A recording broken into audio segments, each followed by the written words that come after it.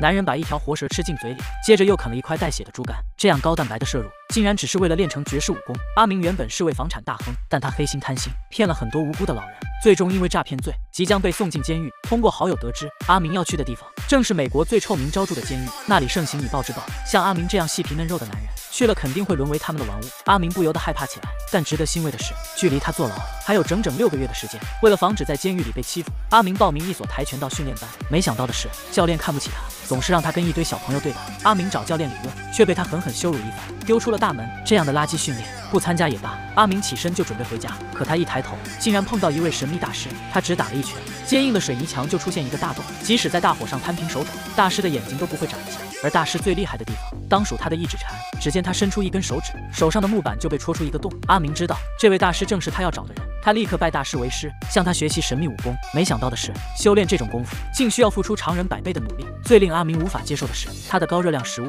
全部变成了蛋白质，比如活蛇、活蝎子。原本一觉自然醒的日子也开始一去不复返。阿明需要不断的练习力量，每天要拍断1000块板砖，要对着假人不断的训练腿功，还要赤身裸体的躺在钉床上接受师傅的鞭打。最让他受不了的是，阿明在蹲马步的时候，胯下必须放一把尖刀。久而久之，他的耐力越来越强，一指禅也练习得相当到位。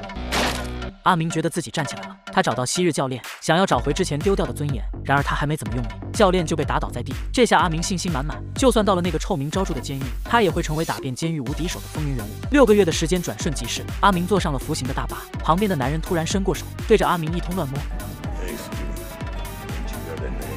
没想到的是，阿明直接伸手抓住他，一个动作就制服了他。当他们来到监狱，一个老头霸占了他的床位，阿明没有犹豫，一拳打飞他。老头害怕了，从此成为阿明的跟班。他告诉阿明，监狱里有很多人千万不能惹，比如这边的黑人，还有那边的白人，他们都善于打群架，但最不能忍的是那边的大块头，只要他举起拳头，就能打死一头牛。可阿明偏偏不信邪，他就是要和监狱里最强的人来决斗。他找到那个大块头，拍了拍他的肩膀。阿明不断挑衅大块头，他还叫来所有的狱友，声称要和他比划比划。大块头顿时坐不住了，还从来没有人敢这么嚣张。只见他脱掉外套，直奔阿明而来。然而他刚刚出手，就被阿明反手打了一巴掌。大块头还想教训他，却被阿明抓住了手臂，用力一拧。紧接着，阿明一根一根掰折了他的手指。大块头痛得死去活来，阿明可不管他，直接一脚将他踹晕。周围的囚犯跃跃欲试，却还是忍不住后退。现在阿明可是打赢了狱霸的人，没有人敢惹他。但几位老大可不会善罢甘休，单打不行的话，那就试试群殴。不料阿明以一当十，凭着一根拖把将他们全部打倒在地。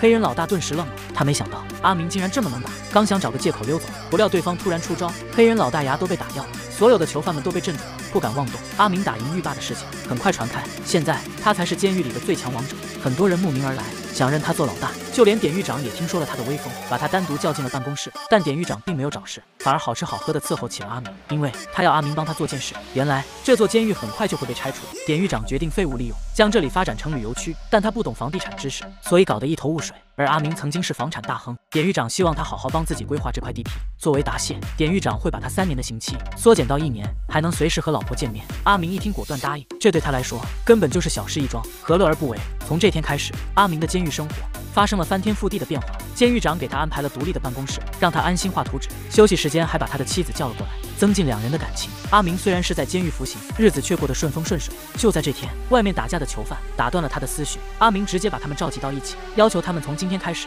绝对不可以打架斗殴，所有囚犯必须规规矩矩做人，不能惹是生非。如果有谁不服，那就找他干一架。囚犯们知道他的厉害，肯定不会自讨苦吃，所以他们只能答应下来。但阿明知道他们口服心不服，为了彻底征服他们，阿明叫来2个帮派的老大，只要他们没有发生争斗，阿明就会奖励他们金豆子。在利益的驱使下，2位老大率先握手言和，其他人也只能照做。久而久之，监狱里再也没有打架斗殴的事情发生，囚犯们还会聚集在一起开生日 party， 白人和黑人和平共处，整个监狱里一片祥和景象。然而典狱长却不乐意了，他找到阿明，要求监狱恢复以前的暴乱，因为过不了多久，上级领导就会到这里视察，到时候囚犯们必须一片混乱，他才有机会下令枪毙犯人。监狱里出了命案，上级领导肯定会将这里的犯人转移，并废弃这里，到时候他就可以在这里发展房地产事业。典狱长要求阿明必须让囚犯们恢复从前的样子，否则他的刑期就会恢复到原来的3年，享有的特权也会全部收回。阿明也是个商人，他看重的是利益，所以果断接受了典狱长的要求。他立即来到外面，召集来所有的囚犯。阿明告诉他们，以后他们在监狱里想怎样就怎样，